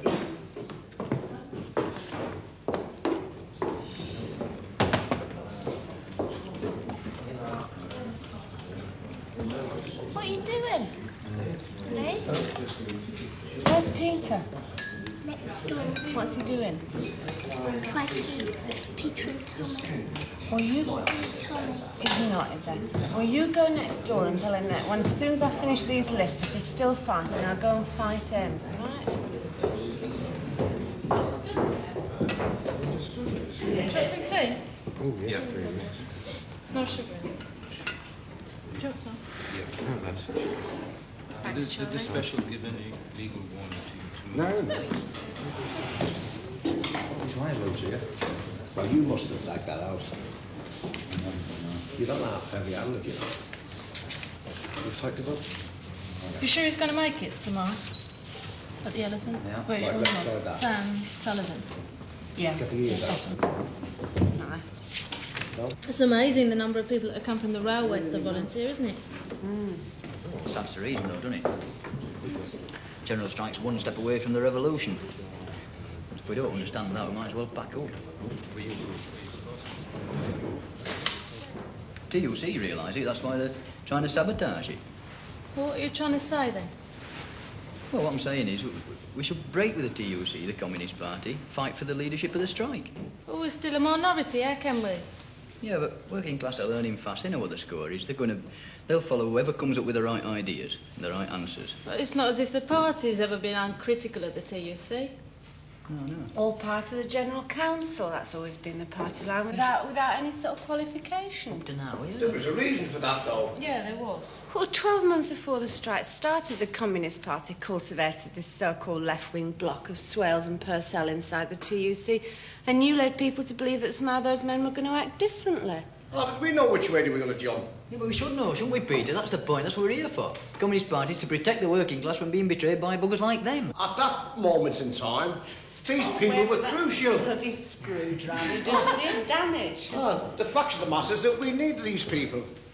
They were the only links we had on the General Council of the TUC that had any sympathy with the Soviet Union. And without them, there would have been no Anglo-Soviet Trade Union Committee. Yeah, but the point is, we don't support the Russian Revolution. We don't promote a revolution here by supporting Labourite renegades, do we? I mean, look, the survival of our struggle does depend on the survival of Russia. I mean, the survival of Russia overrides everything else. Does it? Yeah. Absolutely. The girl's right. Russia stands like an oasis in the desert. If we got to make compromises and deals with the likes of Purcell in the fight to establish socialism, it's an overhead of the struggle, but it's got to be done. We haven't got any choice. So what you're saying, in fact, is that we're expendable? No. Yeah, well, you understand what I said. Yes, supporting. Is there any more tea there, sir? Necessary to make... Why do we carry on? a bit stew. Suppose. Well, where can you go?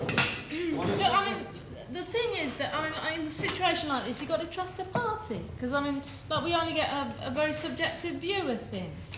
And you've got to trust the leadership.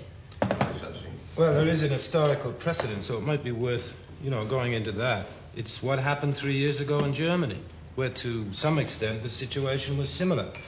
There was mass unemployment, hunger, hyperinflation, where the German mark went in 4 weeks from being worth 5 million to the pound to being worth 47 million to the pound. Now, during this period, the workers turned to the Communist Party for leadership. There were riots, demonstrations, there was a general strike which brought down the government. German capitalism was facing disaster, and yet the Communist Party did nothing. It refused to take power because Comrade Stalin told them not to. Are you sure your facts, Jim? I mean, you know more than we know. Look, Brandler, the head of the German Communist Party, was under orders from Zinoviev, who in turn was responsible to Stalin. And he decided... Well, what exactly did Stalin say? He decided that the German party wasn't mature enough, and that if they took the power, they might not be able to hang on to it. Maybe he was right. He reasoned that it would be to our advantage if the fascists attacked first, and then the working class would gather round the party. What do you make of all this, then? I don't really know, Ben. If our comrades there had succeeded, then Germany today could have been a workers' state. But then this would have dragged Russia in and wrecked Stalin's attempts to build socialism in one country, which means, above all, living alongside and building friendly relations with capitalist countries. At least I think that was Stalin's way of thinking. And I mention it here now today because to some extent we are facing exactly the same dilemma. What happened to the German workers? Repression. Yeah, the fascists are out on the streets now in Bavaria kicking people's heads in. The party is illegal there. 9,000 workers have been arrested and sent for trial. Some of them have been shot, attempting to escape, as the authorities put it. They've lost the 8-hour day, wages have dropped. They've lost an enormous amount. Same thing will happen here and all if we lose this strike. They'll walk all over us. It'd be dangerous to make snap judgments, Sarah. I mean, the situation doesn't compare here. I'm not saying that the situation exactly compares, but in the elements that it does compare, we should study those elements. And even so, I mean, valuable lessons are being learned. Such as? What lessons? Leadership. There's everything going on around us here, and what's our party newspaper telling us to do? Return a Labour government. Well, what do you want them to say? All power to the Soviets. Some of the TUC and the Labour Party bypass them. Soviets? Eh? What Soviets? Well, all councils of action, strike committees. It don't matter what you call them, it's the same thing. We should be out there warning people against these bastards, not bloody well telling them to vote for them. We've got best recruiting sergeant we could have out there working for us, we're not using him. What do you mean? Well, the strike itself. You know, the working class has learned more in 5 days of being on them streets than they would in 5 years of reading newspapers and pamphlets and voting in elections. And we're doing naught about it. I mean, just look at our own Council of Action. We've got people coming in here who've never even bothered to vote before. And now they're up in arms. They're moving so fast. I've got to run to catch up with them. And what does the party do when he stands back with his bloody arms folded? That's below the belt, Ben. I mean, you know we're pulling our stripes out. Listen, when I first joined the party, you quoted Lenin at us, do you remember? Business about the hanged man. We support the Labour Party as a rope supports a hanged man, do you remember? Right, I'm with you. Aye, well, it's time we cut that rope, opened that trap and got shut and stopped messing about. We aren't ready yet. We're still in the minority. The Bolsheviks were in a minority. Lenin was on the run. Trotsky was in jail. It didn't bloody stop them. That's true. You've got to trust the party. They will know what they're doing.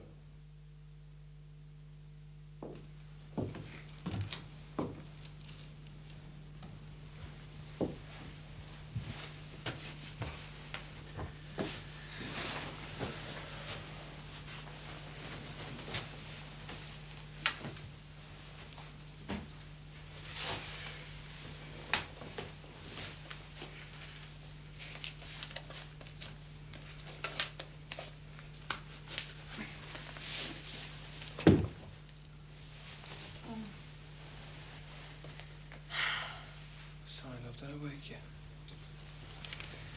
What time is it? It's just after 12. What's it like out? Quiet, is it? Yeah, there's not a soul about. The streets are empty. Did you see the bit in the British Worker? No, I haven't seen the paper. What does it say? It's attacking the government for not letting the Archbishop of Canterbury broadcast. Here it is, look, front page. So much for the neutrality of the BBC.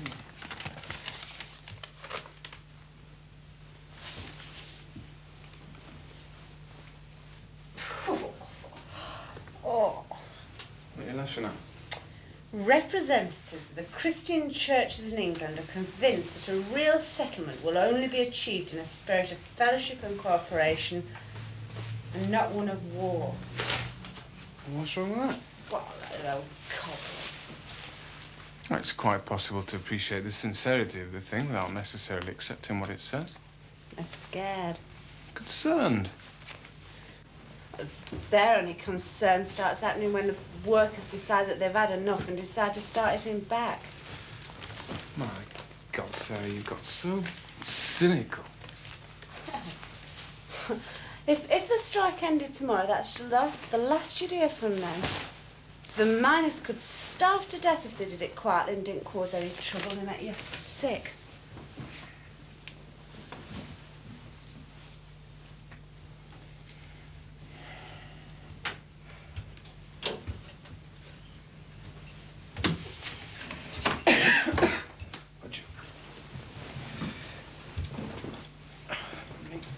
It's really not like you, you know. Oh, come on. Where's your leg? I mean, you can't just dismiss people like that. Is this it? I mean, if the government really has decided to ban that announcement, I mean, it's a very significant thing. Oh, that's better. I mean, the whole point of having that... I mean, you can't just censor people like that, especially in a time... What? Let's forget about a bloody strike tonight, eh?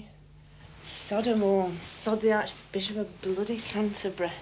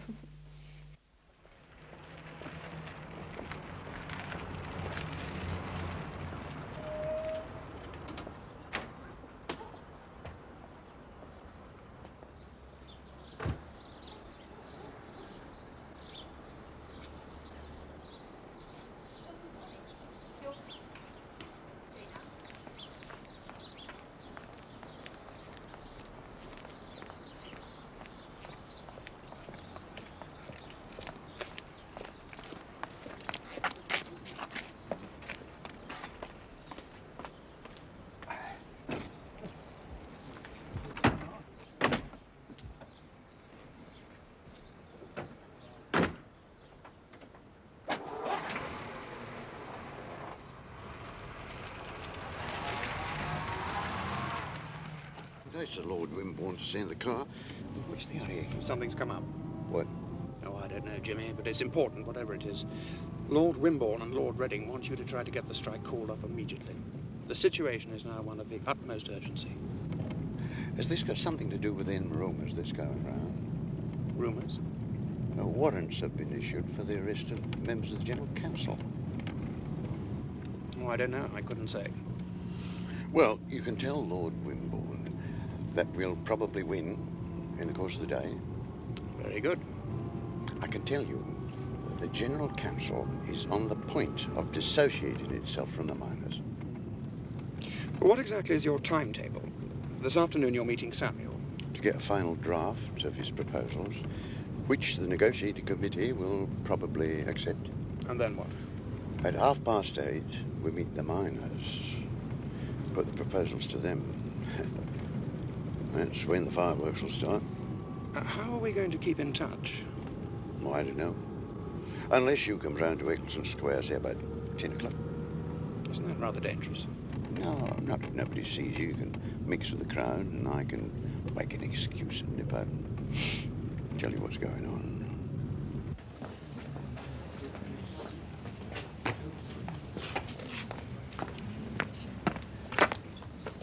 What's happening? We're very nearly there, but the miners have withdrawn to discuss it amongst themselves. Do you think they'll accept? Not a chance, but it doesn't matter. You tell the Prime Minister by about 2 o'clock it'll all be over. And the strike will be called off? Yeah. Shall I come back? You can do. But don't forget to tell them what's happening first. Of course I will. Well, I'd better get back in there. Good luck.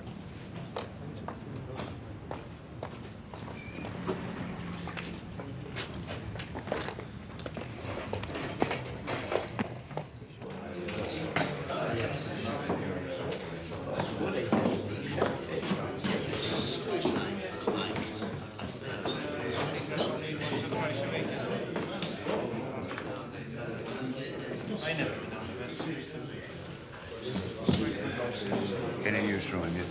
Nothing yet. Where have you been? The lavatory.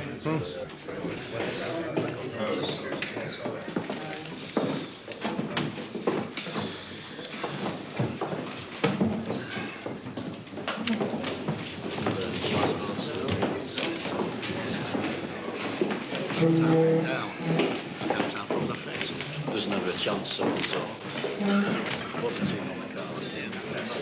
Well, brothers, can we call the meeting to order? First of all, Mr. Pugh, Brother Pugh, the Miners' Executive wants to place on record our objection to the fact that, unknown to us, further discussions took place with Samuel and members of this negotiating committee. As we've already explained to you... Why were we excluded from these talks? Well, the General Council has an obligation to the whole movement to get a settlement as quickly as possible. But you've been on the Prime Minister's doormat ever since it bloody started. That's a lie. Please withdraw. There's amongst the leaders. Brothers, let's have none of that. This council have no excuses to offer, no apologies to make for the conduct of this strike. Well, what is your decision? Paragraph 4 of these proposals reads, there should be no revision of the previous wage rates unless there are sufficient assurances that the measures of reorganisation will be put into effect. Now, in our opinion, this leaves a hole big enough to drive a bloody horse and cart through. Now, what we'd like here is an alteration in this paragraph so that it would then read, no revision of previous wage rates, because if the measures for reorganisation are put into effect, such revisions will not be necessary. Now, this is the amendment that we would like to put before you. I must make it absolutely plain. There can be no amendments. You what? There can be no amendments? Well, this is ridiculous, isn't it? Absolutely ridiculous. This is the situation. Do you realise that what you're doing?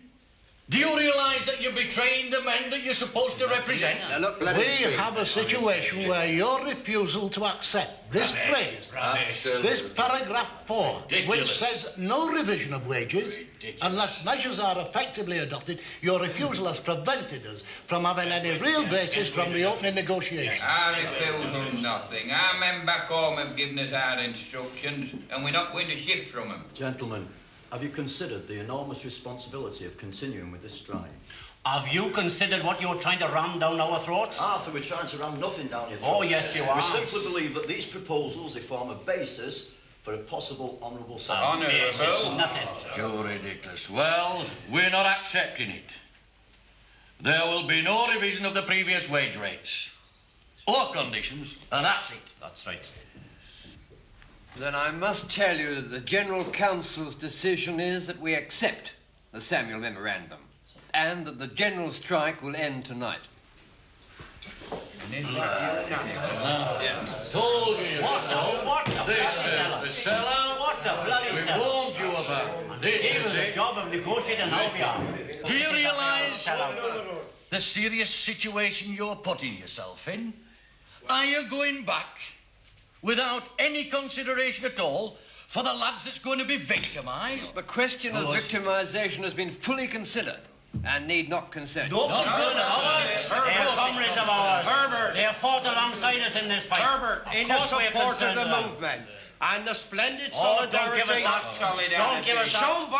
shown by the workers of this country preach to us. and in support of your Don't members. preach to us. Will you please reconsider your decision? Oh. You could split the movement wide open and most certainly be offered worse terms in the future. What guarantee have we got that these recommendations will be accepted?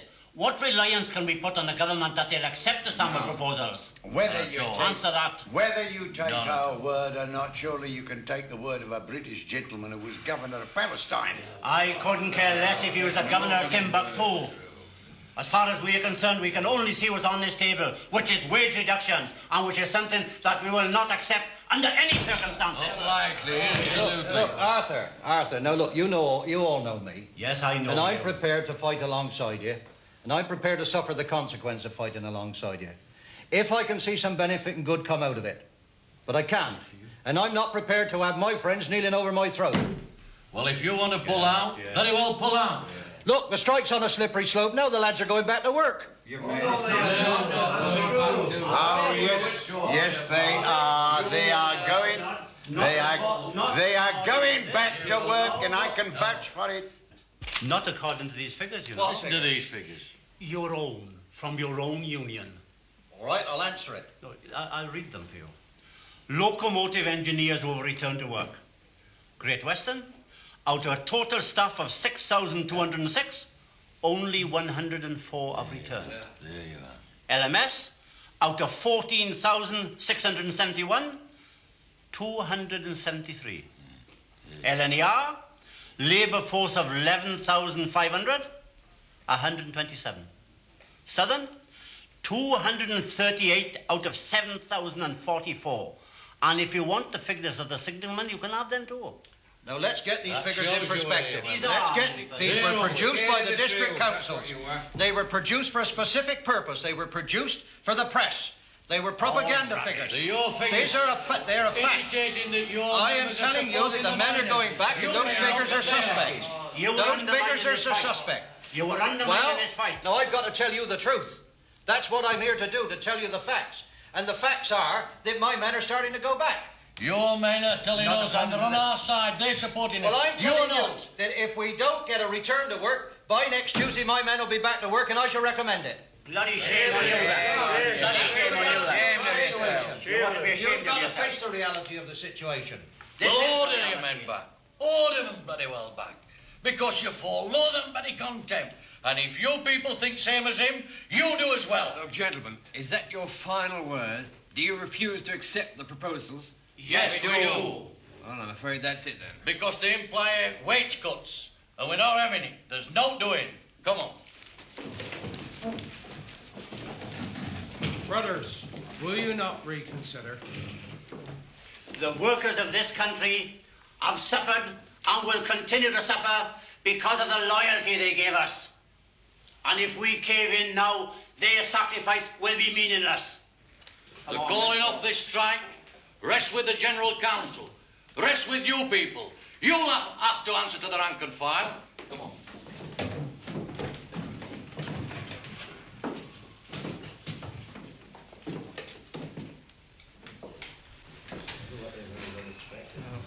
They're too bloody parochial.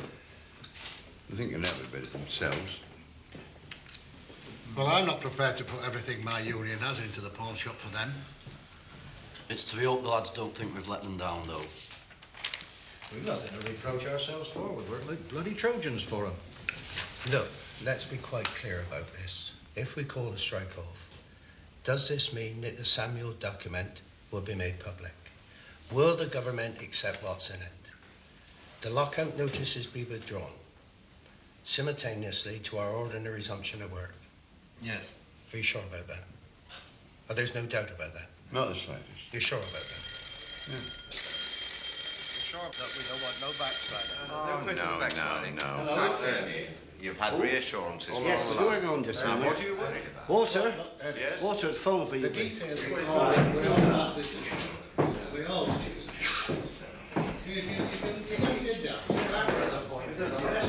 Thank you. Hello? It's Sir Patrick Gower, the Prime Minister's secretary. What does he want? But the council is still in session. Just a minute. Seems like the PM's been sitting up for us, wants to know if we've any news for him. Any news? What does he mean, any news? And do we want to see him tonight? How could they possibly ask or even know that we may want to see him? Well, now that we're decided, I suppose you better tell him we'll see the PM at noon tomorrow. Hello. Yes, the council will be ready to see the Prime Minister at noon tomorrow. I beg your pardon.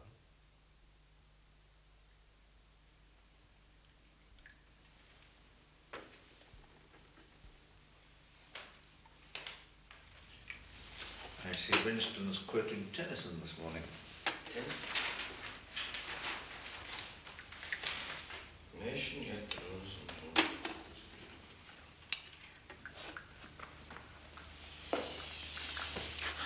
Oh, thank you, Jim.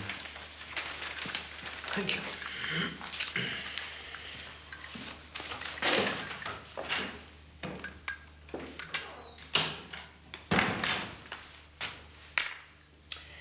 Now that the strike's over, or will be when we see the TUC at lunchtime, we have to decide what to do about Samuel. His intervention has rather queered the pitch for us. We must repudiate him at once. That'll be difficult. It depends how he reacts. He's a man of stern principle and integrity. Why not invite someone like Lord Reading to sit as independent chairman of the Wages Board? He's very well respected. Yes, but we're still faced with the problem of the Samuel proposals, which the TUC accepted before calling off the strike. They're bound to suggest to the public that these proposals were in some way a condition of their calling it off. Which, of course, it was not. Still leaves us with a difficult problem. There's only one answer.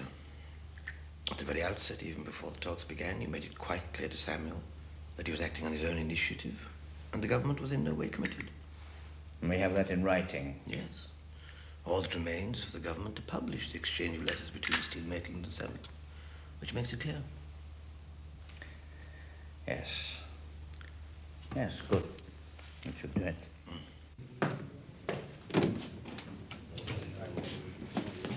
And what can I do for you, gentlemen? Oh, we've got an appointment to see the Prime Minister.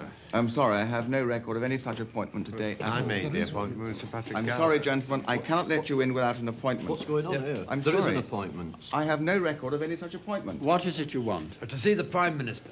He knows he's coming. He's expecting us. Why do you want to see him? Now, stop acting the goat. Tell him we're here. You must first state your business. Oh, we've come to discuss the position. What position? Oh, for Christ's sake, if this is the way they're going to treat us, let's call the bloody thing on again. Well, I'm sorry, but... We're here to discuss the termination of the strike. Ah. Now can we see him? Well, in that case, this way, please. Thank you. Who do they think we are? Of course, bloody...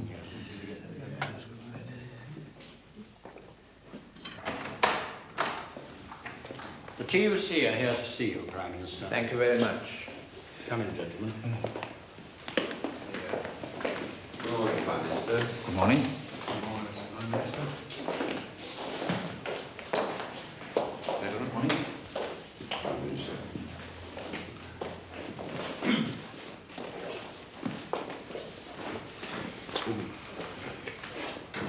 Well, gentlemen. Now, we've come here, Mr. Prime Minister, to tell you that the general strike is to be terminated forthwith. I thank God for your decision.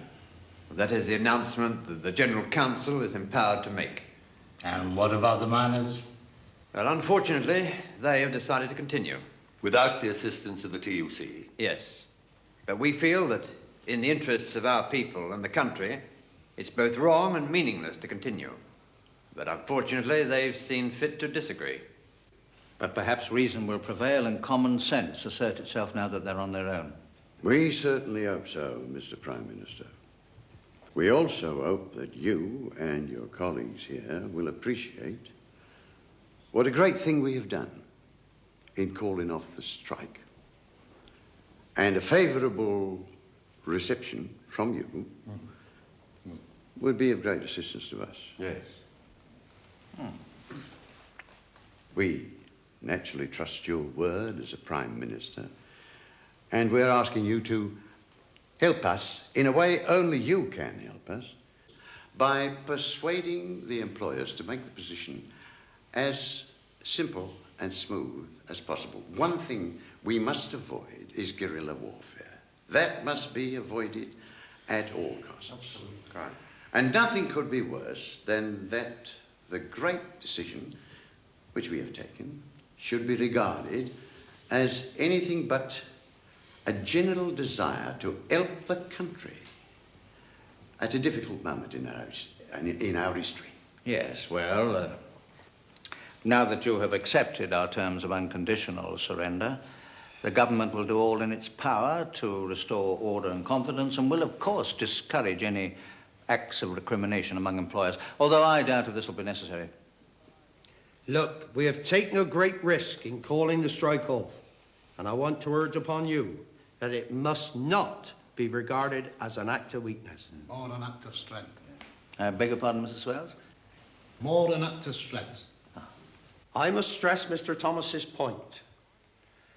Are you prepared to issue a general request as head of government that facilities for reinstatement be issued forthwith? I cannot say more at this meeting now. You know my record. You know the object of my policy. And I think you can trust me to consider what has been said here today with a view to getting this country quickly back into that condition which we all want to see it. I shall do my part, and I've no doubt you will do yours. Prime Minister, the Samuel proposals, they've not been mentioned, but can we take it that you will accept them? Mr. Purcell, I think you must rely on me to complete the work towards peace which you gentlemen have begun today. The whole country will be very grateful to you. And now, Mr. Pugh, we both of us have a great deal of work to do, and the sooner you get to your work and the sooner I get to mine, the better. Oh, well, thank you, Mr. Prime Minister. Well, gentlemen, I think that sums up the position for the moment. Sorry to be so persistent about this, and I don't want to take up your time. But are we meeting again on this? I cannot say that, Mr. Bevan. I think it may be that whatever decision I come to, the House of Commons may be the best place in which to say it. Well, goodbye, gentlemen, and thank you again for your decision.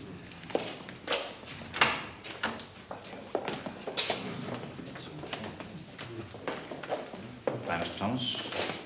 Mr. Pugh. Bye, Mr. Brown. Bye, Mr. Purcell.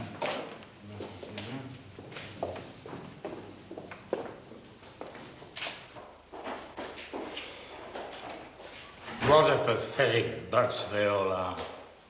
And yet their surrender was so humiliating that some instinctive breeding makes one unable even to look at them. Surprise for returning workers. The men of the Stratford Works of the L&NE Railway presented themselves in great numbers this morning for work and were met by the following notice. Arrangements are being made to reopen the works as early as possible to the men whose services are required. Such men will be notified at their present addresses by post or other means. Italian comment. Commenting on the end of the strike, the Rome newspaper Giornale d'Italia says, its sudden collapse is an avowal of the complete failure of the movement and a great victory for Mr. Baldwin's cabinet, which conquered after refusing to make any parliamentary compromise by means of the organization of the public services with volunteer labor. Here's a special message. In view of the importance of a rapid re-establishment of industry... Where's everybody? We're just gone. Did you see my wife? Yes. She's gone out for a shop for half an hour. She'll be back. She'll be back. Yes. How did the meeting go? Oh, terrible. Terrible. The place out there. Kicked up His from there. Majesty's government have no power to compel employers to take back every man who has been on strike.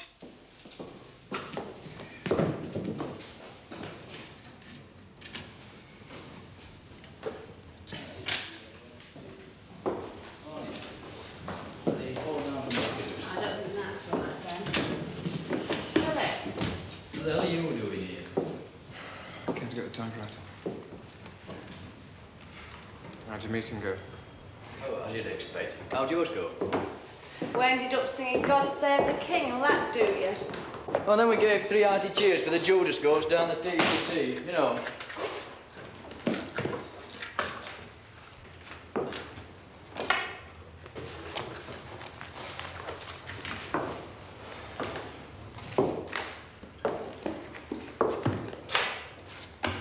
I'm sorry. Where were you last night? How celebrating? A meeting. We did a bit of celebrating ourselves, didn't we, Ben? Thought we'd won last night. Yes, I know. Well, that's more than we did, pal. We had to wait for Baldwin to tell us on the wireless before we knew. Wow. It all happened so quickly. Didn't happen that quick. It wasn't too quick for your pal Bevin to go spouting about what a wonderful victory he'd won, were it? Ben, if you want an argument... If I want an argument, I'll say I want a bloody argument. What are they up to now, then, eh? What's the latest? It's all a bit vague and disorganised, but Citroen's sending out telegrams to the lads telling them not to resume work till they get instructions from their own unions. That's if he gets them back at all. So we can avoid a stampede. Plus, of course, the fact that we want assurances there'll be no victimisations. You what? What assurances? You're not saying they've thrown towel in without any guarantees on jobs or all? Well, as far as I can gather, they were under the impression that that was part of the deal, but... And now they find out that it isn't. Well, is it or isn't it? No, I'm afraid not. Seems the employers have been given a free hand. The miserable bunch of cowardly bastards, you included. Good God, you worms bend nothing. Not even our jobs back. We could have got exactly what we wanted. We had it there, and you stole it straight out of our hands. Nothing to do with me. Of course it's to do with you. It's you as well. You stand round there peeping through kiosks, watching it going on. And then you see something you can't handle, so you get frightened. You turn tail and give the keys back to the jailer. And now you plunder what we fought for. No good standing there with your face like a new smacked arse. Ben's right. You think so? I'm ashamed of you, Philip. Even if you weren't built for this kind of excitement, the least you could have done was to warn us. How could I if I didn't know? Never thought you'd end up a closet on their side.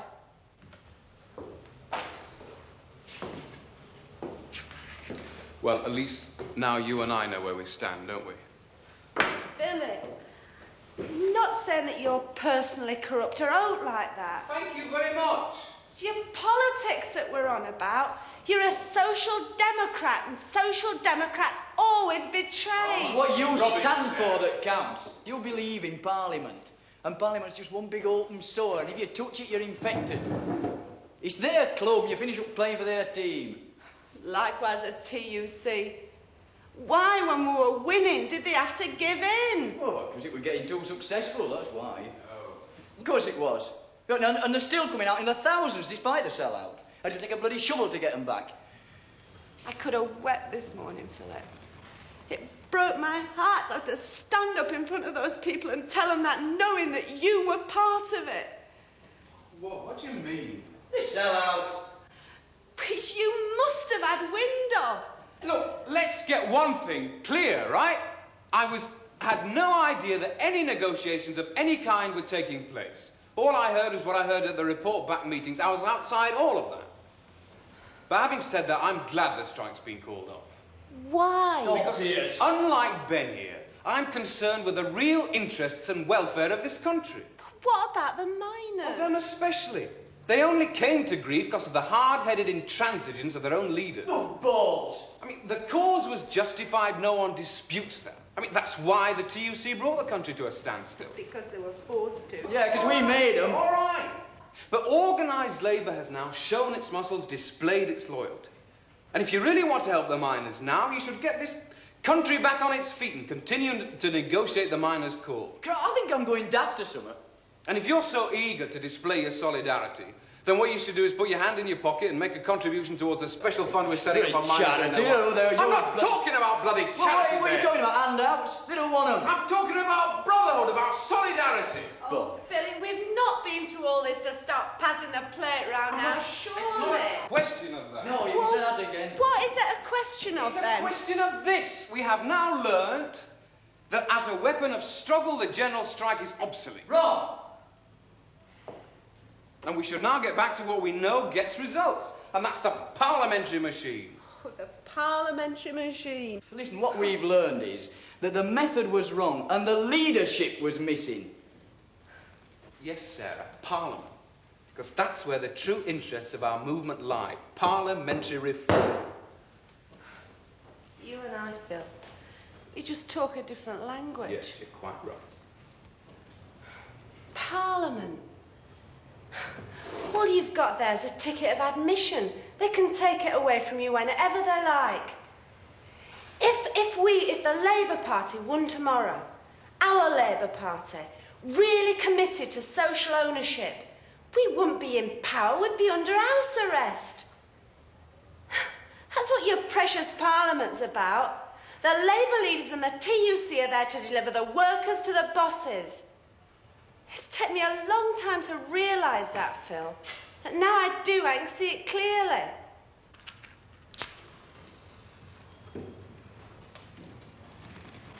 Listen, I'll tell you what you've got. You've just got a meal ticket. Well, you did well enough out of it for 3 months, didn't you, Ben? Oh, I wouldn't sleep under the same roof. You don't need to. Right, well, that's soon Let's sorted not out. have a slanging match. Besides, if you feel that strongly about it, why don't you do something? Do something? We just bloody did something, actually, and you fouled it up.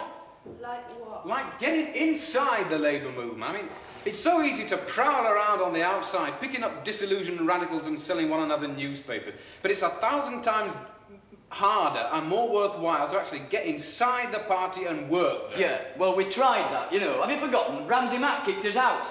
Well, you're easily defeated. Try again, I'll support you. Oh, I see. Is your conscience playing you up, is it? Let's get this place sorted out.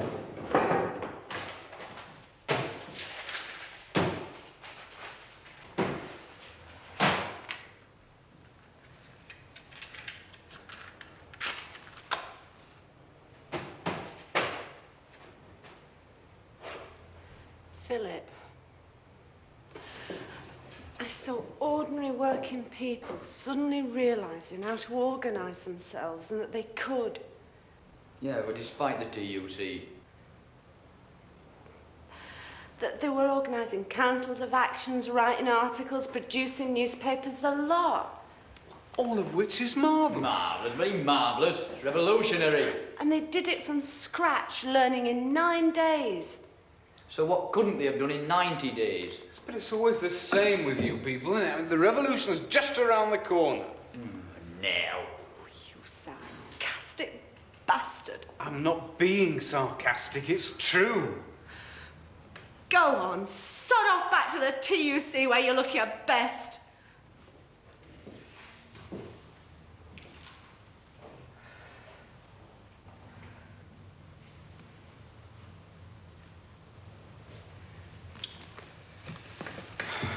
Well, I've had enough. I'm going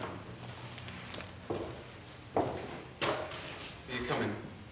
No. When will you be back? I'll go to Martha's, that's where the kids are. You can expect me when you see me.